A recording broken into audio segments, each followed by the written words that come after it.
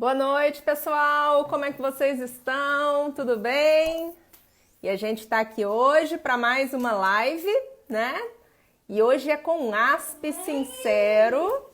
E o ASP Sincero já vai entrar aqui para a gente começar um bate-papo. Entrou nosso amigo Fábio Cordeiro, conhecido, pseudônimo, né, Fábio? De ASP Sincero. Vamos entrar aqui agora.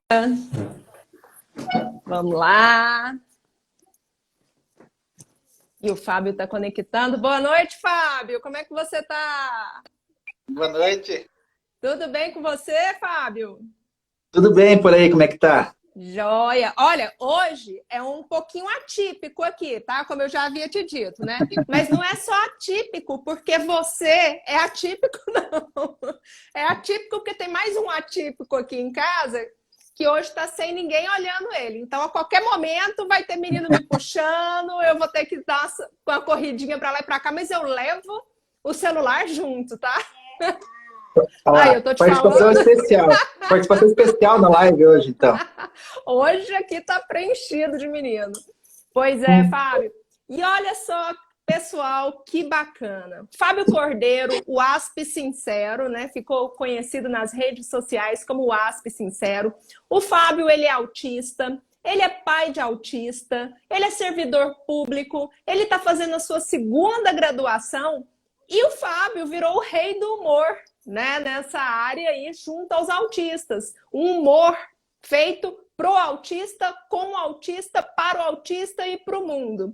E a minha relação com o Fábio é engraçada, porque eu acho que a minha relação com o Fábio começou bem no comecinho, bem nos primeirinhos mesmo. Eu acho que coisa de segundo ou terceiro post dele. Não foi, você é uma das pioneiras, você foi uma das primeiras seguidoras e uma das primeiras que já foi apoiando e compartilhando. Não, então mas o que é bom... Você está desde o início. A qualidade é desde o início, né? Então não tinha como não apoiar, não tinha jeito, né? Fábio, mas me fala uma coisa, o seu filho, ele é autista, e o seu filho, qual que é o nome do seu filho? O mais novo é o Breno, que está dentro do espectro, e tem mais um ainda, o Luan, né, que é o mais velho, que é neurotípico. O Luan já está com 17 anos já. Ah, então você teve filho novinho, né? Então, Sim. O Breno, ele foi diagnosticado precocemente? Foi nada. O Breno foi diagnosticado já com 10 anos de idade. Com quantos? Com 10 já. 10 anos já?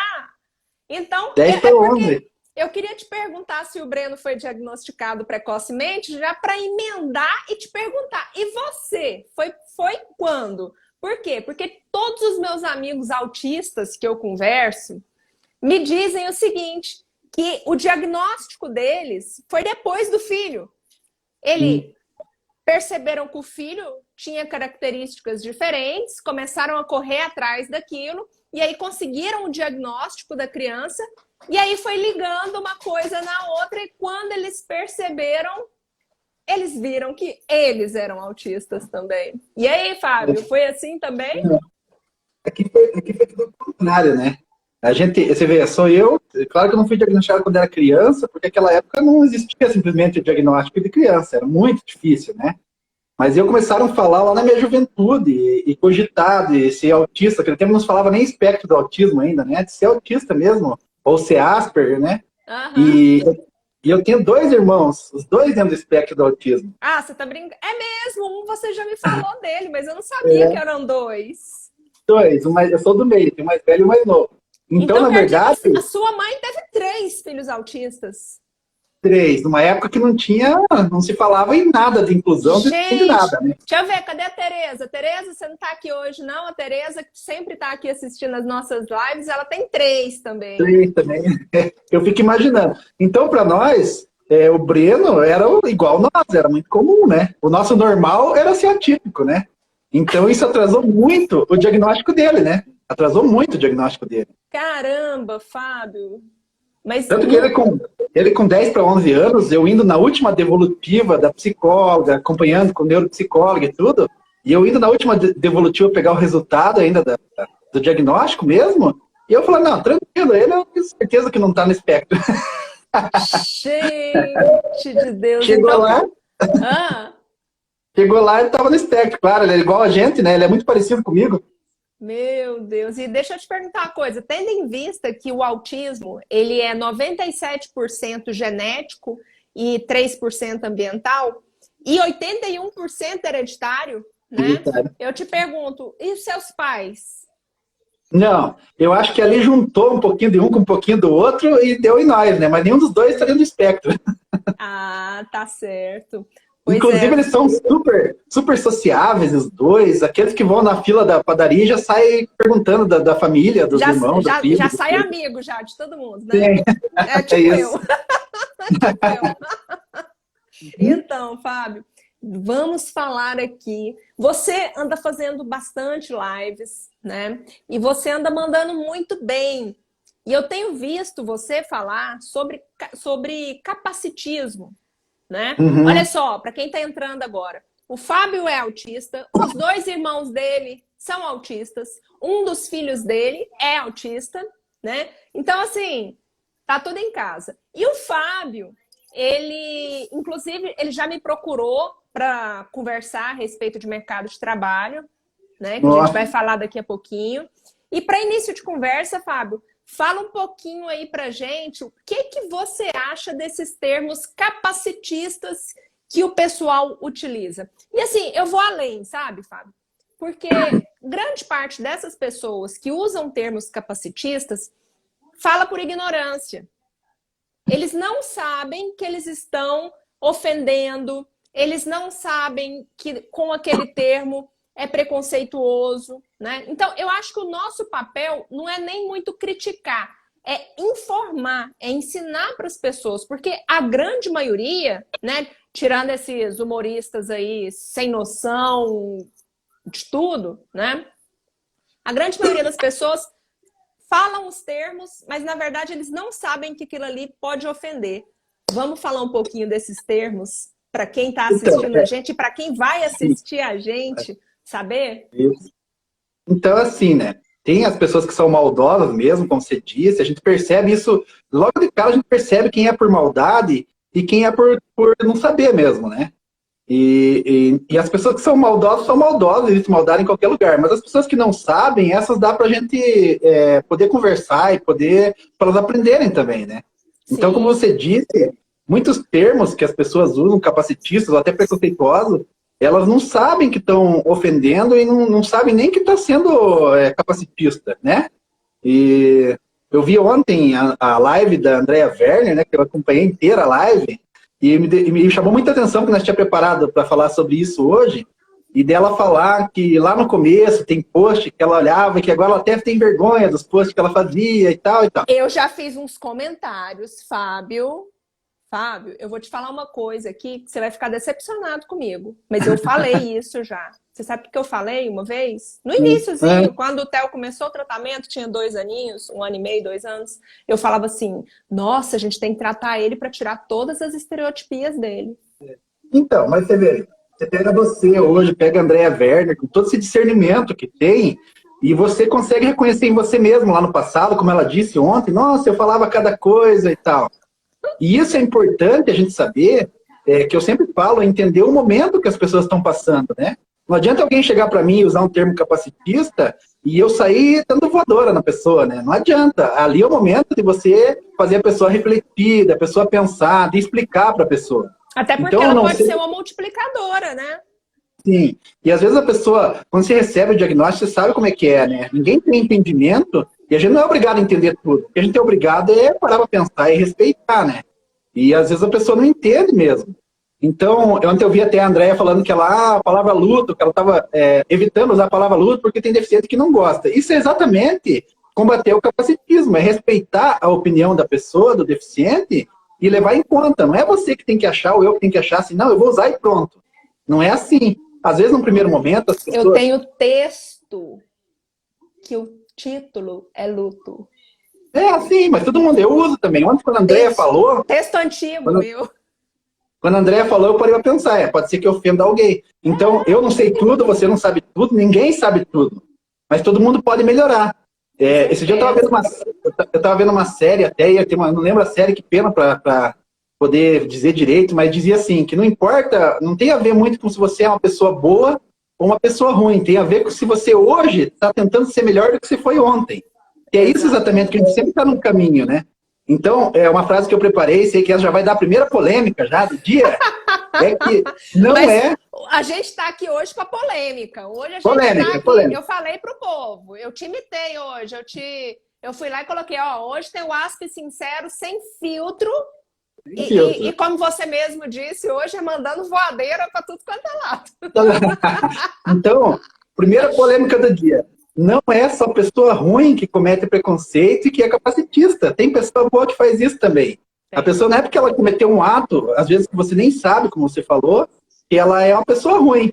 Mas essas pessoas que não são más, é que você tem que aproveitar para poder explicar. E daí cabe a pessoa ter a vontade, porque isso só depende de vontade, de querer aprender e de querer aceitar, né? Então você pega esses termos que a gente vê o pessoal usando muito aí. Esses dias eu fiz um vídeo sobre o anjo azul, né? O famoso anjo azul. Que, conversando com muitos autistas, a maioria acha que é um termo capacitista. Às vezes aquele pai não acha, como eu disse, tem que respeitar o momento dele. Ele está naquele momento ainda de romantização do autismo, que é outra coisa que a gente combate, e que talvez ele passe por esse momento. Então é importante a gente estar falando sobre isso, e é importante também a gente não deixar quieto para a pessoa não pensar que sempre vai ser assim. Mas com certeza eu conheci, não foi uma nem duas pessoas que romantizavam ou que usavam o termo, e com o tempo vai vendo, como a própria Andrea Werner falou ontem, e ela foi vendo que o que interessa não é isso não ajuda ninguém, que não adianta, não é esse o caminho, né? Então, existem termos que são replicados e repetidos. Às vezes, quando a pessoa entra nesse mundo do autismo, tem o diagnóstico do filho, a primeira coisa que ela depara é com anjinho já, e daí você vai querer que ela pense o quê? Né? Então, por muito tempo a gente passou sem ter a voz dos autistas adultos, né? Porque tinha-se a voz dos profissionais e dos pais até, e era o que era propagado. Então, agora é o momento de aproveitar e poder escutar o que os autistas dizem, porque a gente já passou por muita coisa que o pessoal ainda vai passar. Então, é experiência, né? Outro vídeo polêmico que eu fiz esses dias sobre o tal de sair do espectro, né? Que é uma coisa que o autista não aceita. Mas isso é polêmico, né? Isso é polêmico. Os autistas não aceitam esse termo, de sair do espectro. Então, para que usá-lo, né? Se você fala contra o capacitismo, mas você não acha que o autista tem nem a capacidade de definir ou decidir qual termo ele gosta que seja usado com ele, então não tem como você falar em não capacitismo se você mesmo tem uma resistência. A gente sabe que o autista, quase que todos, né? A gente nunca pode generalizar, mas tem aquela rigidez de pensamento, né? E a gente trabalha com isso todo dia, com essa rigidez. O Álvaro, ele é autista. O Álvaro tá em todas as nossas lives, nosso campeão. O Álvaro tá falando aqui, ó, se saiu do espectro é porque nunca entrou. Então, é bem isso. Se você continua usando um termo, como eu disse, da rigidez de pensamento, o autista já trabalha com isso. Quem sabe está na hora de alguns profissionais trabalhar essa rigidez de escutar todo dia que a gente não aceita esse termo e todo dia continuar usando o termo. É uma coisa que não tem porquê, né? Exatamente. E aí? Olha só. Eu sei que tem alguns outros termos capacitistas que vocês não gostam, né? O que mais que deixa vocês assim loucos da cabeça? Além de ser chamado de anjinho.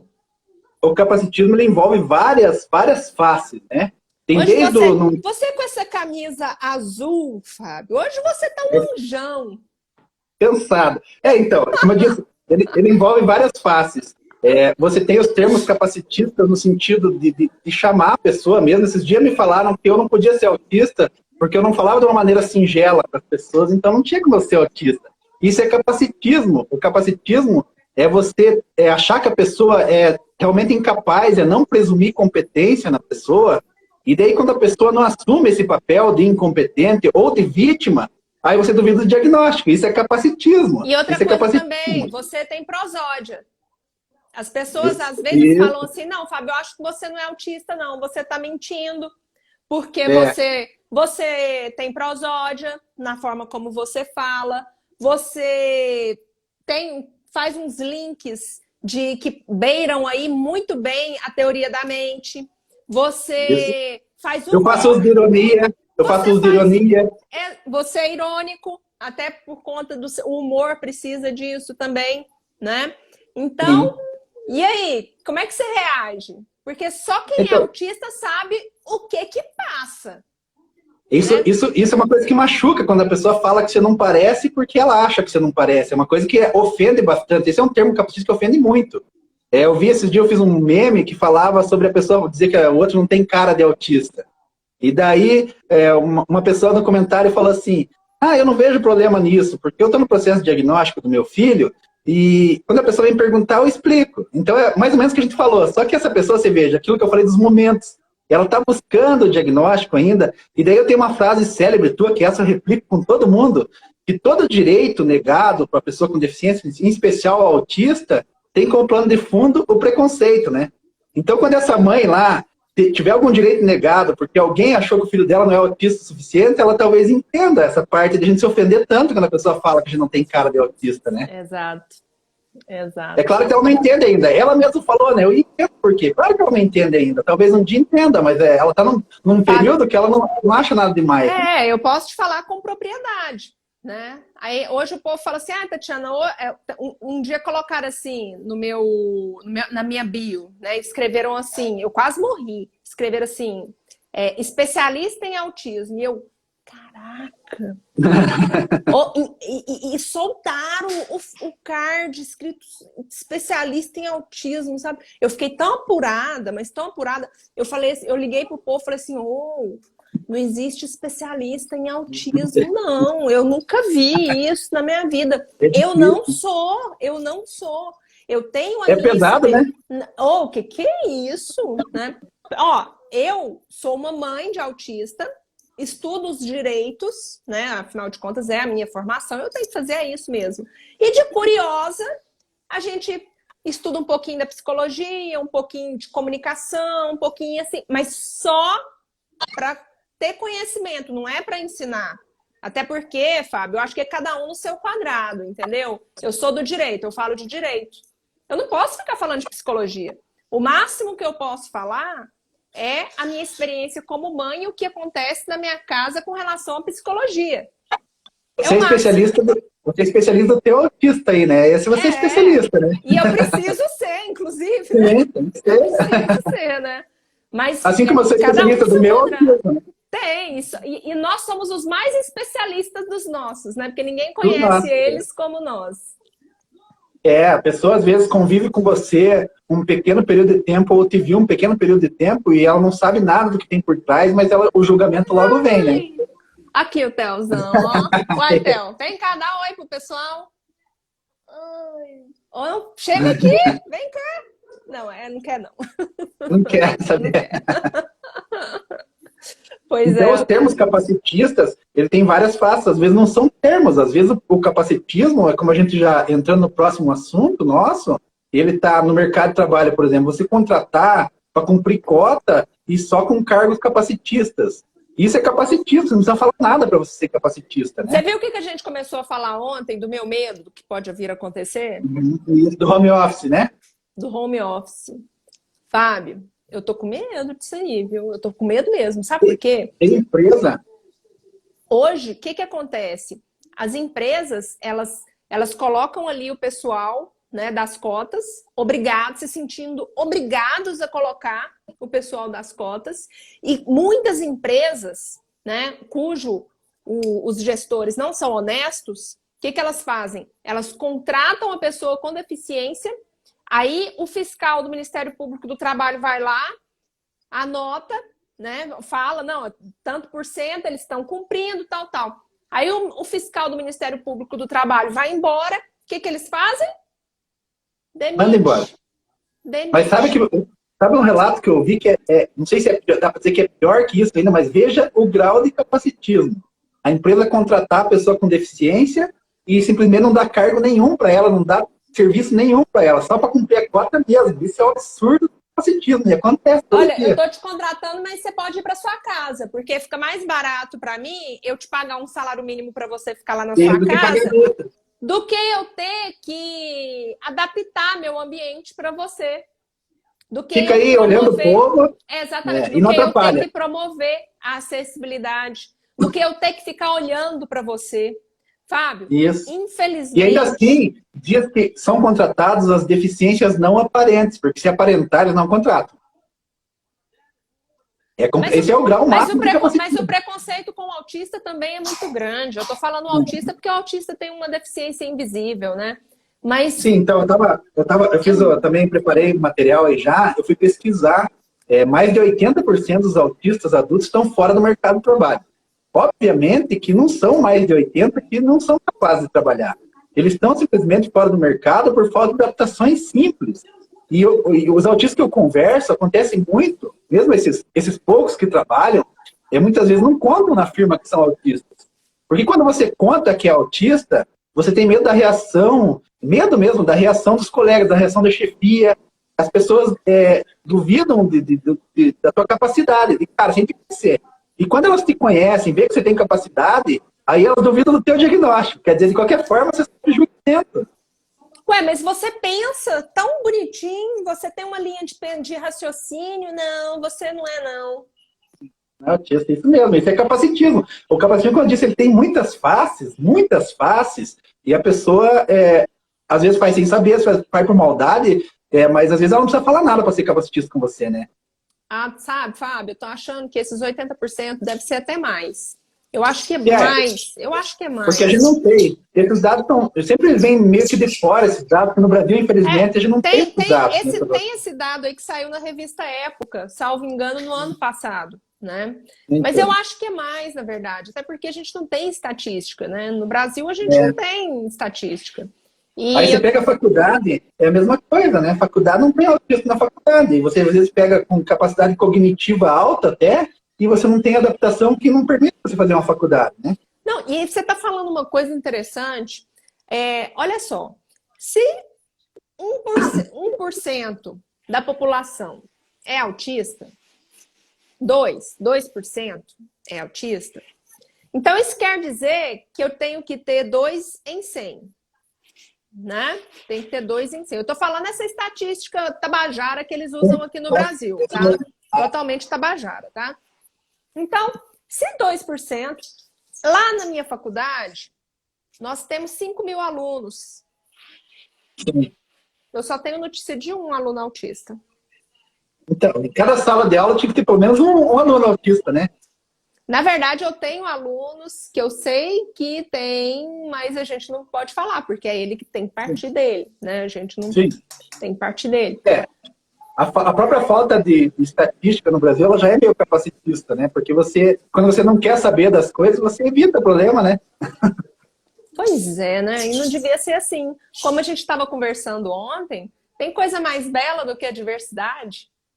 Gente, não tem nada mais lindo do que a diversidade. É a diversidade que dá cor no mundo, é a diversidade que dá graça. Imagina todo mundo igual, pensando igual, fazendo igual. Eu nunca vi ninguém evoluir. Eu nunca vi um meio onde todo mundo é igual evoluir, né? Nunca vi. Você crescer no meio tudo é igual. Não existe isso, né? Porque se não chegar ninguém e dizer uma hora assim, opa, peraí. Nunca vai evoluir, vai ficar sempre com aquela mesma ideia, você se fecha na tua bolha e continua para sempre naquele pensamento, naquele jeitinho, né? Aí a tal da Tatiana vai com aquele papo, né? Mas olha, é o seguinte, as grandes mentes da história. E assim, eu acredito nisso que eu vou falar, né? Pode parecer piegas, mas eu acredito. As grandes mentes da história eram pessoas diferentes. Aquelas que descobriram, elas eram revolucionárias e a história, as biografias mostram que elas eram pessoas diferentes. E a Temple Grandin fala, né?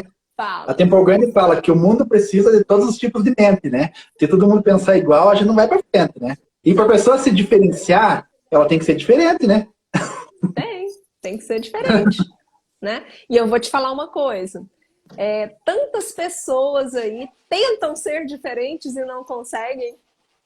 Pois é. Então, a nossa sociedade, aqueles que se dizem que não tem nenhum, que são normais, né? Porque tem o tal do normal, né? Aquelas pessoas que se dizem normais, quantas delas tentam ser diferentes? Essa já escutei bastante também. Quem está assistindo aí pode dizer se também já ouviu. Aí o Álvaro que está aí, ó. Ou você parece normal. Essa eu já escutei muito. Eu pareço normal, eu não sabia. Não, o povo fala pra mim, nossa, do Theo, né? Fala assim, nossa, mas ele parece que ele não tem nada. Não tem nada, não tem, né? Mas não Mas tem parece nada. que ele não tem nada. Ele é tão bonito, assim. Não, e ainda tem isso, mas ele é tão bonito. A gente olha, assim, a gente pensa, oh meu Deus, a ignorância humana é duro, né? Mas é ignorância, é falta de conhecimento. E esse é o nosso papel também, Fábio, é levar essa informação. Quando eu comecei com o Asp Sincero, que você foi lá, você está desde o começo comigo, foi uma coisa quase que inédita, né? Eu lidar com humor para falar disso, né? Porque é um assunto pesado, né? E um assunto que só tem tabu, cheio de tabu. O que mais tem no autismo é cheio de tabu. Tabu. Aí eu resolvi começar lá no começo, você lembra dos primeiros posts, né? Porque eu pensei, como a gente vai trabalhar? Não, eu achei bacana, né? Eu falei assim, caramba, eu vou compartilhar as coisas desse cara, que eu tô gostando, né? Aí você me mandou um inbox, né? Isso. Você falou assim, nossa, obrigada! Cada vez que você compartilhava, era 500 seguidores a mais, né? E daí... Eu comecei com humor e também com medo, porque como é que eu sabia que as pessoas iam reagir? Não tinha como saber naquele começo, não existia simplesmente uma página assim.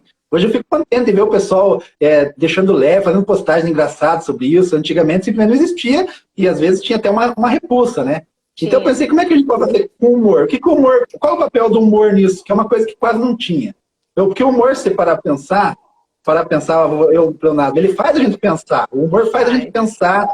Ele alivia muitas vezes, uma coisa que é pesada, ele dá visibilidade, porque às vezes pelo humor, a pessoa que não é do meio do autismo tem acesso a coisas do autismo, né? Ele afronta, que isso eu faço muito, ele afronta, então às vezes a pessoa vê aquele meme e ela se ofende logo de cara. Aí ela fala, não, mas peraí, como assim? Porque se eu falo lá que, tipo assim, eu não gosto de ser chamado, dizer que não tenho cara de autista. E a pessoa usa aquilo todo dia, ela fala, o que tem isso daí, né? Eu falo o que eu quiser. Daí ela para pensar, mas por que será que ele não gosta? Então ele afronta e tira dessa zona de conforto muitas vezes, né? E o humor, o papel principal que eu vejo, depois que começou a minha página e começaram a aparecer outras páginas, é rebater o vitimismo mesmo. Porque a sociedade espera que a gente se coloque nesse lugar de vítima. A sociedade coloca a gente nesse lugar. Elas acham que a pessoa com deficiência, qualquer deficiência, né? Ela tem que ser a coitadinha. Tem que ser coitada, eles acham, eles falam, né? Ah, meu filho é autista. Ah, tadinho. É assim. Então, quando o mundo ele espera que você se coloque nesse lugar. Quando ele vê você fazendo piada, rindo da gente mesmo, porque a gente sabe o que pesa pra gente. E a gente sabe o que é bom, e a gente sabe que tem situações que são engraçadas, situações que são difíceis. Mas então, quando ele vê a gente rindo da gente mesmo, que a gente também tem senso de humor, que a gente tem ironia, que a gente aprende, que tem autista adulto, isso vai contra toda essa parte capacitista da sociedade. E é o capacitismo que eu falo, não é o capacitismo da pessoa, é o capacitismo da sociedade. Exatamente. Ele é preso na sociedade. A sociedade é capacitista e a gente tem que brigar para que não seja. Não é uma pessoa ou outra que é capacitista, um senso comum é capacitista. Então, com essa página, eu tentei fazer isso e, felizmente, desde o começo, é claro que sempre tem. Eu me senti famoso, na verdade, quando tive o primeiro hate. Eu me senti famoso. Para ser famoso, tem que ter hate.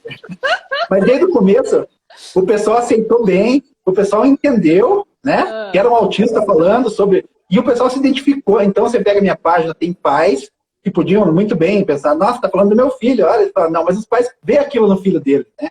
Então, tem autistas adultos que seguem e vê assim, nossa, tem tanta gente parecida comigo também, eu não tô também tão sozinho assim na sociedade, né? Tem profissionais, que isso é um grande ganho, você conseguir juntar todo esse povo, porque todo mundo consegue ver o ponto de vista de todo mundo, né? Porque a vida também não é só brigar, né? Mas às vezes você usa desses artifícios da afronta, da ironia, para poder conseguir, né? E é a visibilidade mesmo, né? E a página do ASP, ela deu essa visibilidade, desde o começo ela vem crescendo, e eu até replicou, hoje tem gente que faz meme, tem gente que passa os memes para frente. Então o pessoal muita gente se encontrou nisso, né? Outros autistas, né, se identificaram com você e passaram a fazer também. Sim, esse humor. Tinha coisa que você não podia falar, né? Tá, não vou falar isso, porque não sei o que. Agora o pessoal perdeu medo de falar, eu sou assim, o outro é assim também, isso acontece mesmo. E a gente dá risada disso também, a gente sente. Mas ali... Tem algumas pessoas aqui que ainda não te seguem. Mas olha, agora a gente tem uma galera te assistindo, amanhã vai ter centenas que vai ter te assistindo, né? E vai começar a te seguir, vai começar a seguir o Asp Sincero. Mas fala pra gente algumas pérolas que fizeram mais sucesso até hoje. E por que você fez essa pérola? As que fazem mais sucesso, ó, o povo também reclama, mas o povo gosta de treta. Reclama. O que faz sucesso é o que tem treta também. Reclama, mas acha bom. É assim, nossa, que ofensivo, posta mais. É assim. Nossa, que feio, mas vai nessa Posta linha, mais. continua nessa linha. Então tem um que... Esse aí foi um do famoso, que diz que um autismo não falaria assim.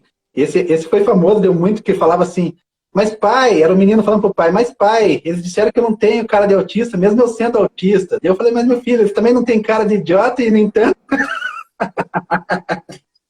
Esse bombou. Aí o negócio pega, né? Você vê, a primeira vez parece ofensivo para a pessoa que fala, nossa, tá me chamando de idiota. Não é essa a intenção, não é ofender. Mas a pessoa vê que é uma coisa realmente meio idiota, vamos dizer assim, e falar coisas como essa, né? Não então, é a pessoa que é idiota, a ação é idiota. Não, isso, o comentário é idiota. E a pessoa não quer ter ações assim, então ela evita lá para frente, né? Então, muda muita coisa que a pessoa pensava que dava como certo, e vai ver, nossa, mas eu usei isso e não era assim, né? Então, quando eu faço esses posts polêmicos assim, são os que dão o maior ibope. É a treta. O povão gosta de treta, né? E conta mais treta pra gente aí, Fábio. Sempre tem. Agora, eu lancei um vídeo que eu lanço vários vídeos polêmicos, né? Tratando em assunto que cutuca na ferida mesmo, assim. Que é pro povo pensar mesmo. E o último que eu lancei, que eu pensei que ia ser boa, foi o que deu o maior... Você pensou que ia ser assim, ia passar como se ninguém tivesse visto? Porque às vezes pra gente é uma coisa muito clara, né? O vídeo era sobre se autismo é deficiência ou não. E pra mim é uma coisa muito clara que é deficiência, né? E no vídeo eu explico o porquê disso tudo e até do preconceito próprio da gente ter essa dificuldade de assumir que a gente é deficiente, né? Não tô falando só do preconceito dos outros. Quando você se assume como deficiente, você com certeza vai sofrer o preconceito que a sociedade tem. Então não é fácil. Mas esse é um vídeo assim que eu lancei, pensei que não ia dar nada, mas esse deu um rebu aí na internet. Foi? Nossa Senhora. Mas você sabe o que é, Fábio? Infelizmente, grande parte das pessoas não entendem o termo deficiência. Sabe? Isso, eu expliquei no vídeo. E sabe que você que é do direito, você pode explicar bem. Muita gente, eles falam assim, legalmente o autista é deficiente, mas não tem mais. Legalmente também é deficiente. Olha, eles não ganham de ter. Claro, o autista, ele sempre foi pessoa com deficiência. Sempre. Só que ele teve um ganho da lei. Foi necessário dizer que o autista é pessoa com deficiência para todos os efeitos legais. Na verdade, não precisava ter que dizer isso. Porque o próprio conceito de pessoa com deficiência, ele já englobava o autista. Né? O conceito já englobava. Mas aí teve que colocar, né, para ficar mais claro ainda. E a partir do momento que colocou e ficou mais claro ainda, né, vocês, autistas, tiveram ganhos. Vocês tiveram ganhos. Porque vocês passaram a ser mais reconhecidos nos seus direitos. Né? E quando a gente fala de... Às vezes coisa pequena que o pessoal não percebe, que não vive isso. Você pega e vai no mercado, por exemplo, e tem lá na plaquinha do caixa preferencial a fita do autismo. Parece uma coisa boba, mas não é uma coisa boa, porque a pessoa vê aquela fitinha, a pessoa que não conhece, e pensa, o que será que é essa fita aí? Então, da próxima vez que a pessoa for pesquisar, ou eu estiver na fila, ou alguém que tem direito a ficar na fila porque não aguenta ficar em fila grande, a pessoa vai ver, pode ser que aquele cara seja essa fitinha aí, seja um autista, ele tem direito. Então, às vezes, coisa pequena que a lei garante são coisas importantíssimas para a gente. Né? Na verdade, o símbolo da pessoa com deficiência, esse símbolo já engloba o autista. Claro, Então, a própria lei 10.048, ela já engloba o autista. O problema é essa falta de estereótipo O problema é o preconceito das pessoas, o problema é a falta de conhecimento das pessoas. Aí, o que aconteceu? Inclusive, a lei aqui de Goiás foi eu mesma que fiz ela e dei para o deputado. Para colocar o símbolo do autismo nos estabelecimentos comerciais e análogos. Por quê? Não é que precisava colocar o símbolo. Na verdade, eu acho que não precisava. Mas é uma fase de educação, Fábio. Isso. Entendeu? Uhum. É aquela fase de educação. Para as pessoas entenderem que existem pessoas com deficiências invisíveis, né? Como está falando aqui o pessoal do espaço de neurodiverso, né? Uhum. Para eles terem essa consciência, porque quantas vezes eu vi mãe reclamando que foi discriminada porque a caixa do supermercado botou eles para correr do caixa do preferencial. Aconteceu comigo, né?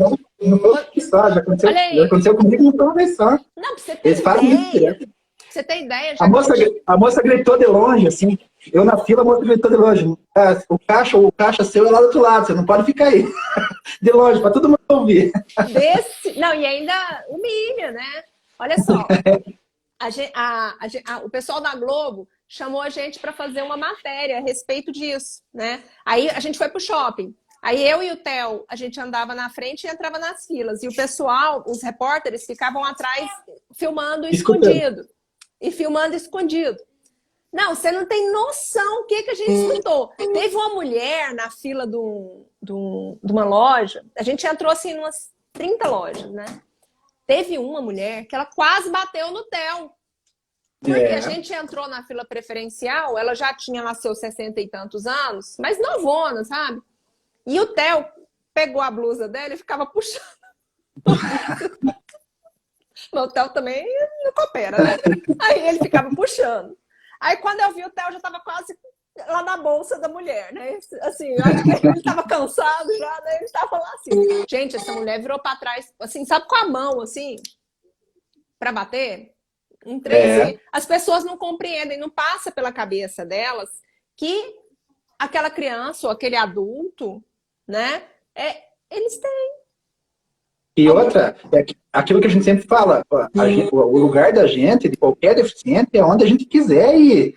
Então, você pensa que o autista não pode pegar ônibus. Esse dia eu falei sobre o banco preferencial no ônibus, que parece que é uma coisa que o autista não precisa. Mas tem autista que tem sensibilidade tátil, e ele não pode encostar em ninguém no ônibus lotado. E as pessoas têm que entender que ele ficar no banco preferencial é um modo dele se isolar de todo esse estímulo. Não. Então, as pessoas pensam que o direito, mas ele não precisa. Quem decide se a pessoa precisa do direito, o direito ela já tem. Quem decide se ela precisa é ela, não são os outros. Não, Fábio. É direito. Isso é um ponto que eu sempre faço. Quando eu frequentava a Associação Pestalozzi, eu lembro de uma mãe me contando, né? Eu perguntei para uma mãe assim, cadê a fulana? Ela sumiu, né? Aí a mãe falou assim, ela não tá vindo mais porque a menina, elas iam de ônibus. E a menina dela já tava grandinha, acho que 10, 11 anos, já tava grandinha. E a menina tinha um sensorial muito aguçado, então ela subia em cima do povo, sabe? Assim, ficava doida dentro do ônibus, principalmente se tivesse muita gente. E aí, quando ela conseguia botar essa menina sentada lá naqueles assentos preferenciais, ela quase era expulsa de dentro do ônibus. Então, ela parou de levar a menina para o tratamento porque ela não aguentava mais tanta humilhação no caminho. E isso acontece todo dia com a gente, né? Talvez não comigo, talvez não com outro, mas sempre está acontecendo com alguém que está dentro do espectro dessas coisas. E eu sempre digo que quem pode abrir mão de um direito é só a pessoa que tem esse direito. Ninguém pode abrir mão de um direito meu para mim, né? Então as pessoas julgam, elas não pensam, e por isso que é importante essa conscientização. Inclusive, como voltando a falar do humor, essa conscientização está fora desse mundo nosso do autismo. Porque dentro do autismo as pessoas já conversam, já tudo. Então, quando você consegue alcançar alguém que não está nesse meio, é um grande ganho para a causa, né? Com certeza, Fábio.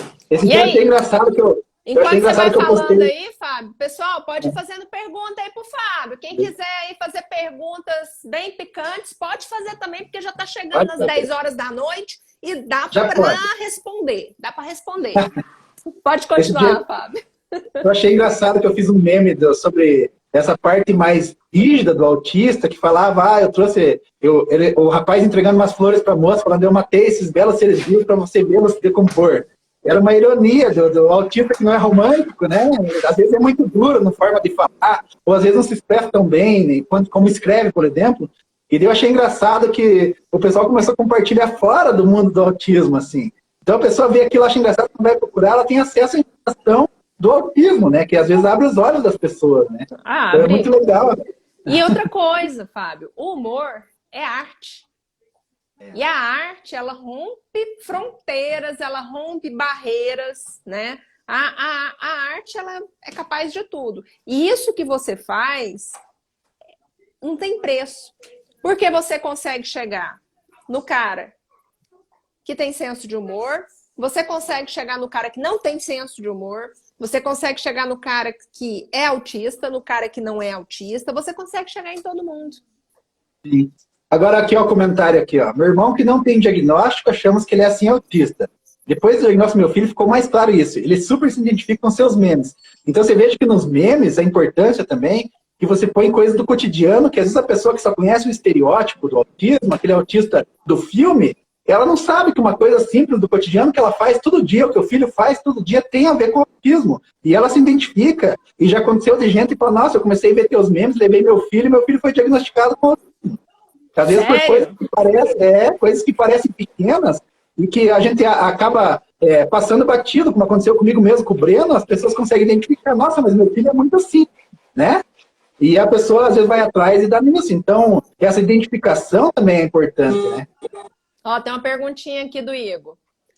Se o adulto autista ficou à margem por um bom tempo, como será a vida do autista idoso? Pois é, Igor. Então, a gente tem que trabalhar isso para ontem, né? Para ontem. Você pensa que se você quase não fala do autismo adulto, imagine do idoso autista que não teve acesso a nem acompanhamento e nem diagnóstico, né? Exatamente.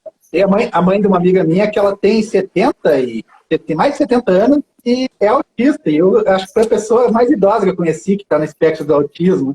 E é muito legal ela ter hoje essa identificação, porque as pessoas... Essa é outra pergunta que sempre vem, né? Mas qual que é o ganho de eu ter o diagnóstico depois de adulto? O que adianta?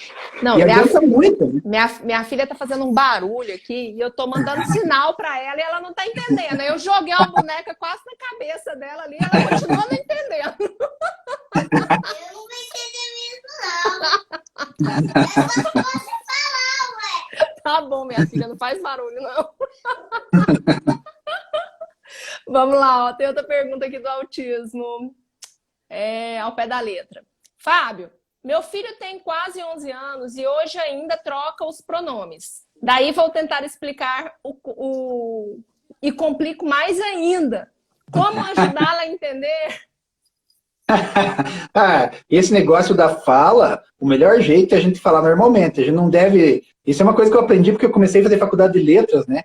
A gente fica corrigindo, não adianta que você ressalta isso. Então, quando a criança fala o pronome de forma equivocada, você repete a frase falando da forma correta. E você segue sem dar muita ênfase ao erro. É os tal dos reforçadores, né? Você faz reforçador positivo, não fica reforçando o que é de negativo. Então, corrigir a criança talvez não seja um caminho muito bom nesse sentido, né? O sentido ela fala... E vamos combinar que, às vezes, nós mesmos, a gente confunde esses meninos. Às vezes Sim. Eu acho que eu confundo o Theo. Porque até hoje, e eu preciso parar de fazer isso, mas eu não consigo, sabe? Quando eu vejo, eu já fiz. Até hoje, eu me refiro a mim mesma na terceira pessoa. Pois é. A gente tem esses vícios, né? Theo, vem cá na mamãe. Theo, a mamãe isso, a mamãe aquilo. Sabe? Quando eu vejo, já foi. E você pensa que para o autista, que ele tem essa maneira concreta de pensar, você fala a mamãe. Ele fala, mas quem é a mamãe, né? Você é a mamãe, né? Resultado, sabe como é que ele fala? Mamãe, Theo, pipoca. Mamãe, Theo, computador. Mamãe, Theo, não sei o quê. Mas é culpa minha. Olha, e o pior de tudo é que eu... Não, mas meu marido também faz isso. Toda hora, Theo, vem cá no papai. O papai vai ali e aí o menino fica louco, né? Vamos lá, um comentário aqui. Acredito que nos últimos tempos temos muito mais autistas. Não acredito nessa possibilidade de que antes não se tinha conhecimento. Não tinha, eu acredito. Eu Não tinha. acredito, não tinha. Era muito Não diagnóstico existe, errado, não né? existe epidemia de autismo. Eu acho que autista vem na mesma proporção. Claro, aumentou a população, aumenta o número de autistas, mas a proporção, a porcentagem, eu acho que não deve ter aumentado, não. O que aumentou foi profissionais capacitados, foi os Diagnóstico critérios diagnósticos mais precoce, claros. né? Uhum. Diagnóstico precoce. Quantos dos autistas que eram autistas e foram diagnosticados como TDAHs, como esquizofrênicos, bipolares e tantas outras coisas E você vê, mais? eu sou autista há 40 anos, né? Mas nos dados do governo, eu só sou autista quando eu consegui meu diagnóstico, né? Com mais de 30 anos. Então, quer dizer, Exatamente, mas você nasceu assim. daí aumentou o número de autistas, mas esse autismo já existia muitas vezes, né? Ó, a Rocha dá. Fábio, gostaria de saber como são as crises em adultos, dor de cabeça, cansaço, esse tipo de coisa. E aí, Fábio? Não Os dá para falar em todo. perrengues. Fala dos perrengues no adulto, Fábio. Isso é outra coisa. Quem veio lá sempre com bom humor, piada e meme, eles pensam, nossa, mas que vida boa, né? É sempre assim, né? Mas não é assim, a gente tem as crises do mesmo jeito. Às vezes eu dou uma sumida da internet, ninguém sabe por quê, que são por causa dessas crises. Você extrapola, às vezes, na socialização, aí depois tem o rebote. O adulto, ele tem muita coisa relacionada ao sensorial também, assim como a criança. O que acontece é que o adulto ele sabe lidar melhor com isso para evitar, né? A criança, às vezes, você vai colocando ela naquilo que estimula ela e ela não evita. O adulto, não. Se eu chegar num lugar que tem alguma coisa me incomodando, eu consigo evitar, me conhecendo. Mas a questão da socialização, às vezes, você vai, e de repente aquilo explode. Você não vê que vai explodir. E daí você tem que sumir, você tem que se isolar mesmo. É mais fácil as pessoas respeitarem quando você é adulto. Nem sempre, né? Mas na maioria das vezes é mais fácil. Meus filhos já me conhecem bem, minha família toda me conhece bem. Então, se eu passar 2 dias trancado aqui, ninguém vai achar esquisito. E eu consigo superar isso bem. Mas você ter crise como adulto é como criança. A diferença só é o autoconhecimento mesmo e o autocontrole que o adulto desenvolve quando tem um acompanhamento, ele consegue desenvolver melhor. Mas a dor lá da crise, ela chega a ser física. Parece que no outro dia você levou uma surra que dói o corpo inteiro. Parece que teve aqueles gripão, sabe? Que dói tudo. E as pessoas dessa parte, elas não veem, né? Mas acontece com todos os autistas. Eu vou te fazer uma pergunta que uma vez uma autista me disse, né?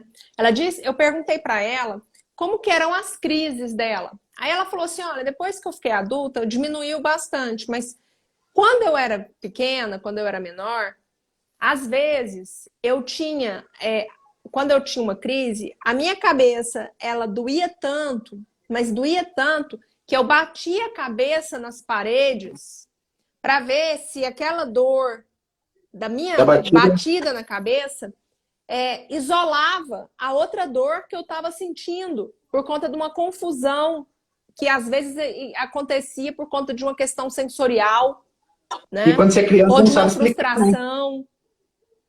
Eu, com 2 anos para 3 anos, eu me lembro, eu nunca esqueci essa crise. Eu tive uma crise de mais de dias, de chegar a ter alucinação durante a crise e gritar e chorar o dia e a noite inteira. Minha mãe ficou 3 dias indo em tudo quanto é hospital comigo, porque ninguém sabia o que era. Eles pensavam que era meningite, que era tudo que podia ter. E eu fiquei internado, inclusive, nessa vez, fiquei internado durante quase 5 dias, até que passou a crise, né? E daí eu tive a crise, a busca, internei, fui embora e ninguém sabe o que foi, né? E eu me lembro de ter alucinações, porque você imagina se passar 3 dias e era simplesmente porque eu estava tendo um estímulo que eu não estava sabendo lidar e eu não conseguia explicar aquilo. Então minha mãe perguntava o que é. Eu falava, dói a cabeça. Ah, a cabeça. Então tem que ir pro médico, dói a cabeça. Chegava no médico, dói a cabeça, dói o peito, dói as costas. Eu de noite eu alucinava que tava no meio do mar, assim, com água do meu lado, e choro, e grito. E daí você media febre e não tinha. E como é que vai saber? Como é que se vira? Não tinha explicação. Não tinha explicação. E não tinha diagnóstico? Não tinha diagnóstico, como é que você faz?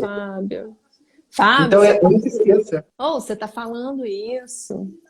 Caramba, imagina o tanto de gente que já passou e passa por isso, Fábio. E pensa minha mãe, que ela corria com um pro hospital, quando voltava tinha que correr com outro. Eram 3! Nossa, mas sua mãe era uma santa. Então, na primeira infância era assim, depois começou a época do colégio, acho que foi a maior tortura dos meus pais na vida. Quando eles não iam no colégio responder por causa de um, era por causa de outro, porque também não tinha inclusão. Então era, por semana, pelo menos uma vez por semana, ou meu pai ou minha mãe tinha que ir no colégio responder por nós, porque não tinha condições, a gente era excluído, a gente era expulso do colégio, era uma coisa de louco. Então, eu fico imaginando hoje eles se virando, a gente às vezes com um só fica aqui, né, se bate tanto hoje em dia, né, com diagnóstico, com tudo. Então, você imagina, né?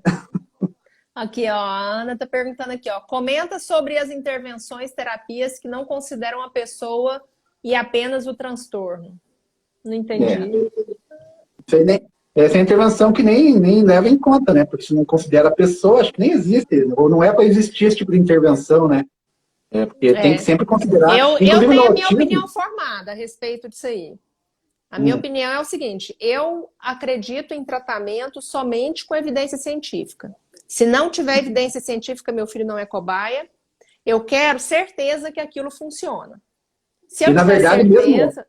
E que é positivo, e que é positivo. É isso. Mesmo os tratamentos com evidência, eles têm que ser executados de maneira correta, né? Não adianta você ter o tratamento. Com certeza. Porque muito se fala de autismo, e não dá para generalizar. O tratamento, o acompanhamento do autismo, qualquer que seja, ele é individualizado. Não existe regra para todo mundo.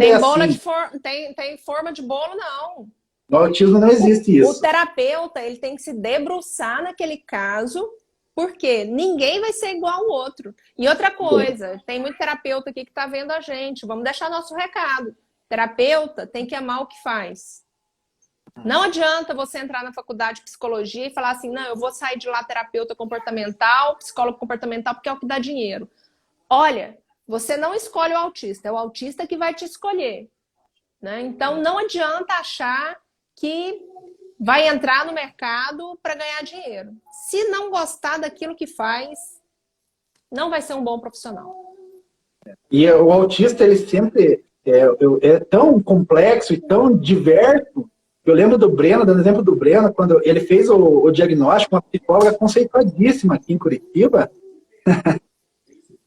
Ele fez o diagnóstico, ela fez várias sessões com ele, diagnosticou e tal, e encaminhou para psicopedagoga, para neuropsicólogo, para todos os encaminhamentos, né?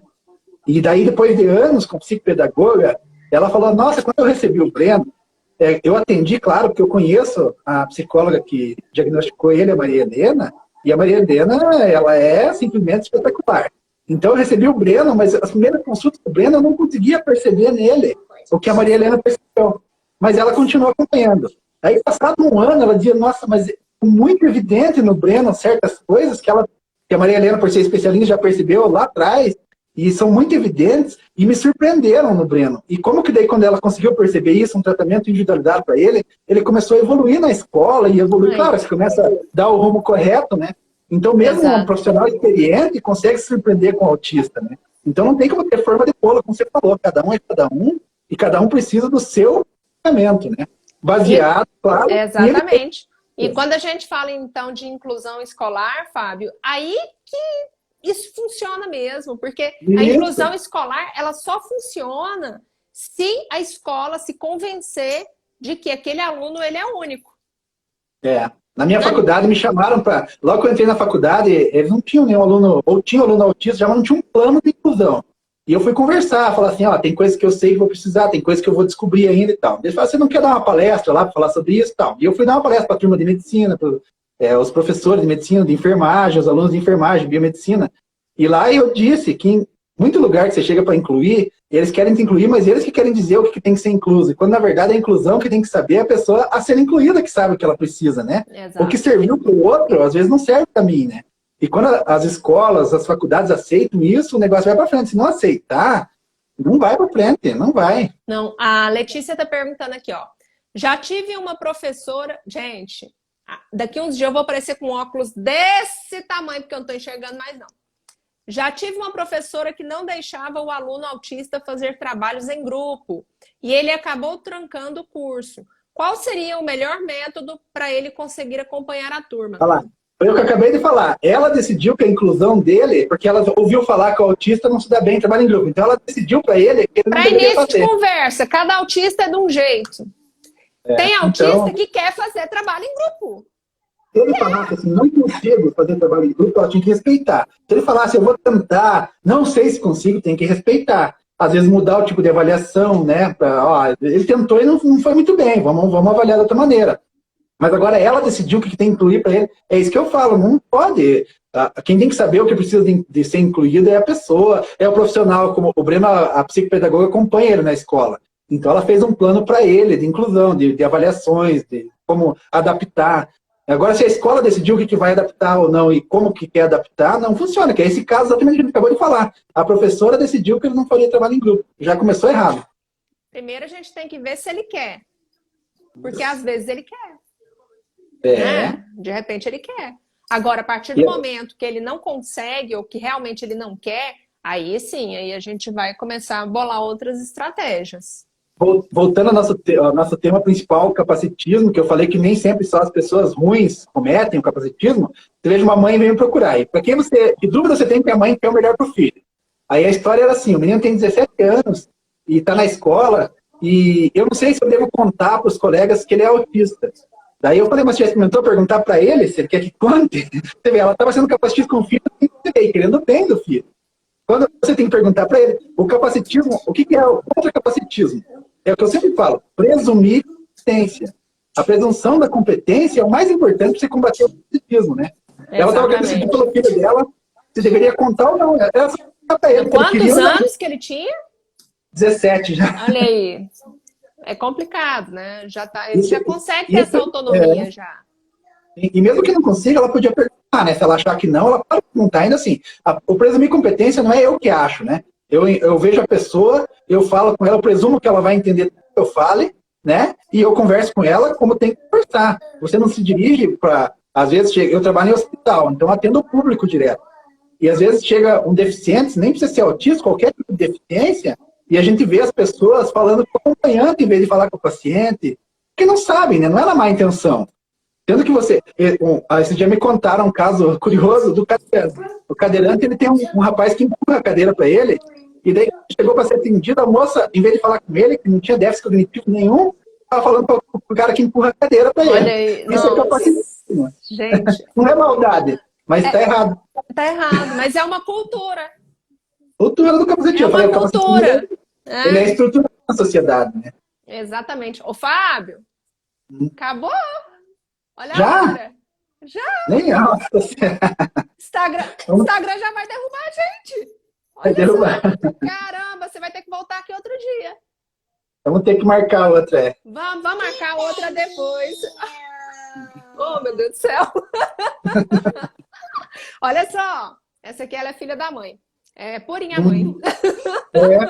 A cara, né? Olha só, a gente vai marcar um outro dia, então, pra gente bater mais um papo, combinado? Combinado. Pessoal, olha só, o tempo passa, a gente nem vê. Passou 1 hora e a gente nem viu. E eu acho que a gente tinha muito mais para falar. Mas nós teremos outras oportunidades com o Fábio Cordeiro, o ASP Sincero, que estará conosco no 4º Congresso Interamericano de Autismo e Políticas Públicas Baseadas em Evidência, que vai acontecer em Curitiba no mês de setembro. A gente espera vocês no Congresso Interamericano e, Fábio, será um prazer tê-lo conosco no Congresso. Vou adorar também. Arrumou a fã já, Fábio. Eu quero aproveitar para agradecer você, Tatiana, que sempre, você mesma falou, eu ia falar, você acabou falando, que você está desde o começo mesmo, com o ASP Sincero, eu vou falar de mim na terceira pessoa agora, está desde o começo, com o ASP Sincero, sempre compartilhando, sempre entendeu a ideia de início, e graças a você, a página tem um grande crescimento, graças a você, desde o início. Obrigado. Que isso, todo mundo ia te reconhecer mais cedo ou mais tarde, Fábio.